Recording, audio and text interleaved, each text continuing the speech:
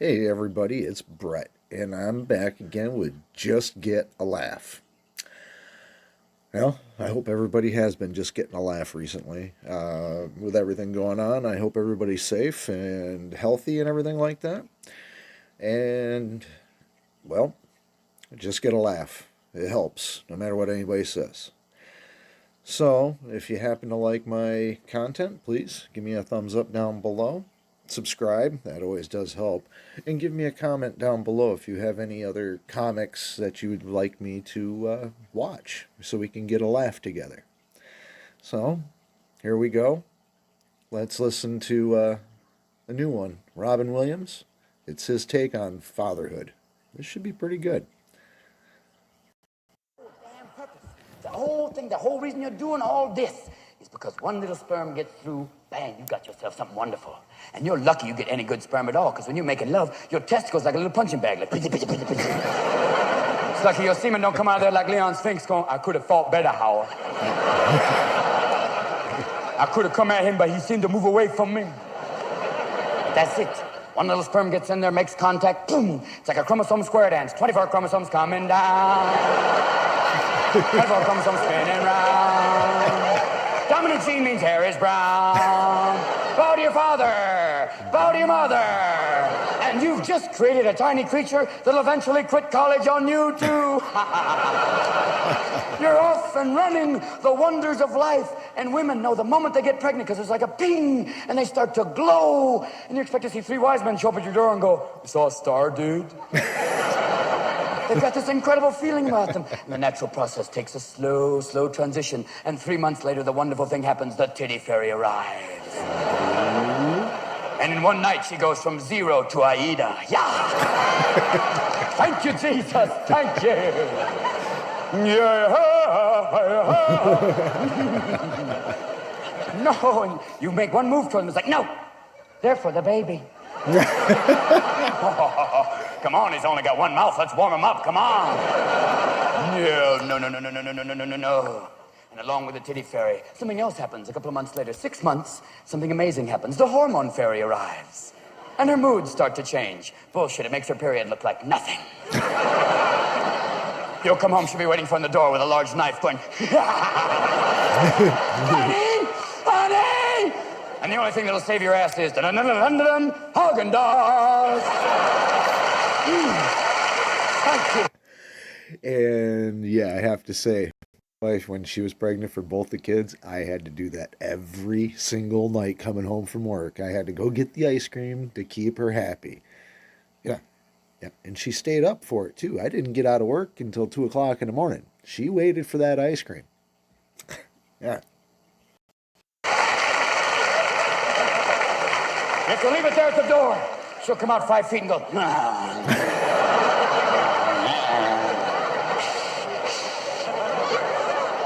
it's over. And you'll prepare. You'll prepare for that moment, which you think is every day. From 6 months to 9 months, every day you'll be going, are you okay? She'll be going, I'm fine. Are you okay? I'm fine. And you'll know on that 9th day of the 9th month, it'll be time. Because you'll come home and she'll have the entire house packed in 2 small bags. And she'll have that look in her eyes like, let's go. It's time to go. And if you don't move, she'll grab your scrotum and pull it up over your head. I think you have to go now. Let's go! Because your little wife has suddenly transformed into Ralph Cramden. Get it out, Norton! Get it out! Because she is passing a creature 50 times larger than the orifice it's supposed to come out. It's whoopee time! Get go! And you're driving down the freeway. Yes, she's like De Niro in Mean Street screaming out the window. Ah! You think, I've got to get her to the hospital, but I've also got to get this screaming bitch out of the car. Dear God, help me! Whoa! Then she'll be very calm. I'm fine. No, I'm not! Move it! You get to the hospital, you think, okay, let's go in the hospital. Let's go in the hospital. You're carrying the bags. There's usually one attendant going, you must fill out some forms. Fuck you, Sabu, get out of the way! No, come on, let's go! She's on a gurney. She looks like a great white whale. Whoa! Have you seen the great white mother? That way! You're rolling down the aisle. Whoa! hospital. Attendants are going by going, you better do it real quick now. She's screaming like crazy. You're going like this. Let's breathe, honey. Let's breathe. Because you have this myth that you're sharing the birth experience. Bullshit, unless you're passing a bowling ball, I don't think so. No. No, baby. Unless you're circumcising yourself with a chainsaw, I don't think so. Unless you're opening an umbrella up your ass, I don't think so. You're not doing diddly squat. You're along for the ride. And you're there breathing. You're hyperventilating. She's looking at you like, what the fuck are you doing? Why don't you knock me out, you asshole? And usually there's an anesthesiologist in the corner going, you need anything, man? She sees him. She wheels her ass over there. Give me that, you dumb stone prick. Oh, get it out. Oh, and after 10, 15 hours of sheer bliss, you're rewarded with a baby. But bullshit, it's not a baby. It's a little old man dipped in 40 weight. Don't you see? It's like Gandhi and Churchill had a child. You know what I'm saying? A little tiny thing there. It's a little tiny creature like, yeah, I'm looking for the breast. I'm looking for the breast.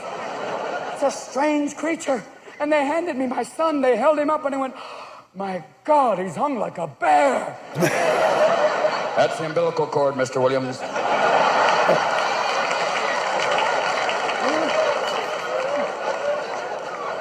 Don't cut that. Let him dream for a while.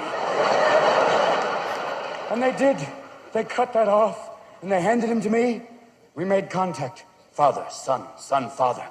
He looked me right in the eye and pissed all over me. And I realize I'm a father now. That's my boy. And then comes a very special time. Your first test as a father, a diaper. You're ready. You may be a lumberjack, you may have been a Marine, you may have seen blood and guts. Yeah. But you've never seen caca like this. It's incredible stuff. It's part toxic waste, part Velcro. First time you peel back that diaper, it's like, honey, I've got it. Oh, this one's yours. This shit is green. This is incredible. No, the one that got me was that jet black, that tar one. No matter what you did, you couldn't wipe it off. It was almost like you needed freaking like paint thinner to get the crap off of the kid. I mean, I sat there and rubbed my son's ass trying to get that off of there for like 5 fucking minutes until he was raw, almost. It was horrible. Yes, after that, yeah, they're still pretty bad, but that first black tarry one is like the worst. Both kids. Both of them. Same thing. I'm hoping it's not just my kids. I don't think so. Never know. I am, we are a little weird. What do you feed him, algae? My God! Damn! Oh, no! He sucks on mother's milk. What's it do? Go to Cleveland before it gets to his asshole? What is it? And usually the baby's down there going, yeah!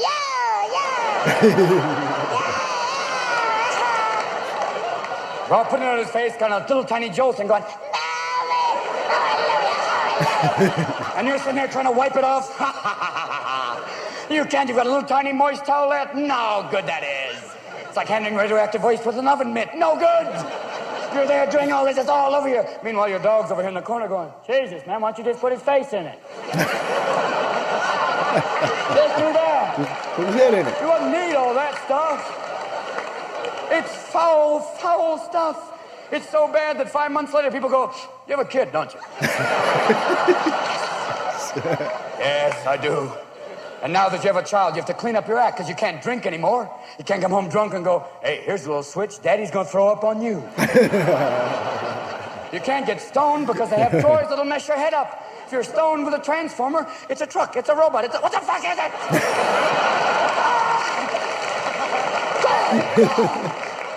And you don't need drugs when you have a kid. You're awake, you're paranoid, you smell bad, it's the same thing. You're like, the baby. I've come home sometimes, saw my wife in the doorway with a large knife going, I think you should talk to him. You expect to walk in the nursery, see the kid 5 feet over the floor going, "Come in, father." Damien, put the dog down, Damien. Damien? Because they do horrible things, little babies. They go up to the dog and go, "Doggy." Doggy. You can see the dog looking at him like, "Oh." You'd be dead if you were a cat. But since they love you, Just gonna piss on him. Scary. And then they do something wonderful, though, just when you're about to play hen baby. They look at you and go, "Daddy." Oh. Then he looks at the dog and goes, "Daddy." And the dog looks at you. I don't have to send him to college. Yeah. There's nothing you can do. My son is 3 years old. It's an amazing time. It's like big head, little tiny body. It's an outrageous time when they ask you about everything. It's like, Why is the sky blue? well, because of the atmosphere. Why is there atmosphere? Well, because we need to breathe. Why do we breathe? What the fuck do you want to know? A year ago, you were sitting in your own shit. Now you're Carl Sagan. I remember those days too. Oh my God. My son, he would go on for an hour. Well, what about this, Dad? But why? But what about this? But why? But what about this? But why? Yeah. And at 16, it's not as much, but he still does it. Love my boy, though. What is it? Who are you? Are you Buddha? Ask Mommy. She's omnipotent. She knows everything. There's a little tiny creature, man. And they imitate everything you do. I was driving in traffic. Someone cut me off. I went, "Fuck it." From behind me in his little rocket seat, a voice went, "Fuck it." All day long, he followed me around the house going, Fuck it. Fuck it. Fuck it. Fuck, fuck, fuck, fuck, fuck, fuck, fuck, fuck it.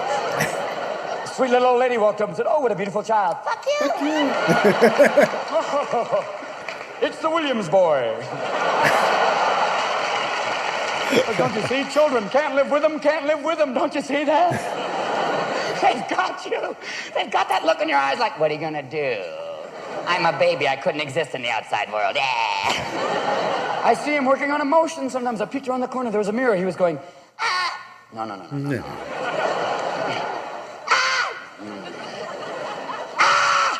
Yes. That's the one. That's the one where the dog's going, "I'm out of here, pal." God, it's incredible. And I try and do sweet things for him. I said, I'll take him to Disneyland. That'll be fun. Mickey Mouse for a 3-year-old. Yes, Mickey Mouse for a 3-year-old. That'll be incredible. Mickey Mouse to a 3-year-old is a 6-foot fucking rat. There's Mickey going, "Hi, little buddy." No. And then Goofy came up. Oh. It's Dad having an orgasm. No. Get in the car. That's it. You've got to work with them. They've got you. They're going to do to you exactly what you do to your parents. They're going to come up to you and do the same thing. I know my son's going to do it to me. That's that curse. The curse mother did to you.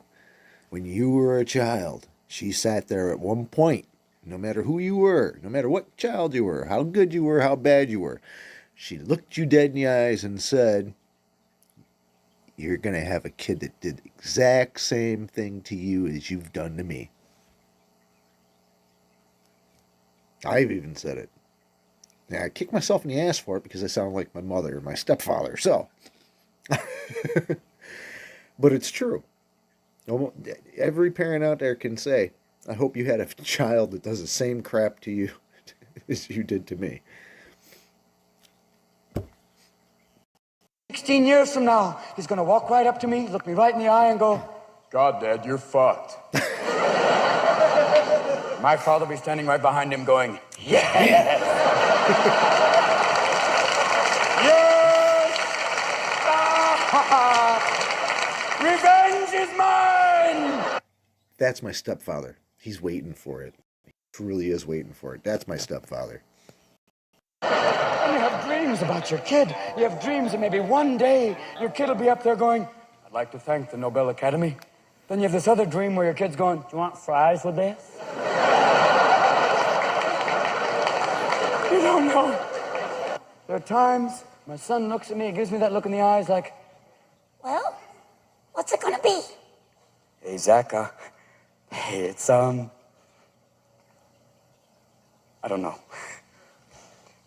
But maybe along the way, you take my hand, tell a few jokes, and have some fun. Hey, how do you get to the Met? Money.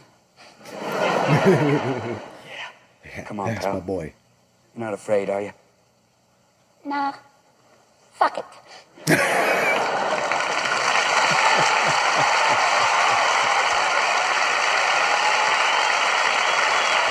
Oh God, Robin Williams. No matter, he's like a Carlin. He's great. He's funny as hell. He puts real life into a different perspective. Well, I hope everybody did the new channel's name and just got a laugh. Okay? Because that's what we're here for. We need a break from life at this moment in time. Being all cooped up and all this other kinds of crap going on. Just get a laugh and make you feel better. Not so much depression, which I'm pretty sure 90% of us is going through badly. So, I hope you got a laugh with me. I hope this passed some time. I hope everybody had a good time. If you did, please like, subscribe. If you'd like, please comment down below. Give me a few more ideas of somebody that you would like to see. And we'll put them up as soon as possible. Okay? Well, have a good one. We shall see you later. And remember, just get a laugh. It can't hurt. All right. Bye.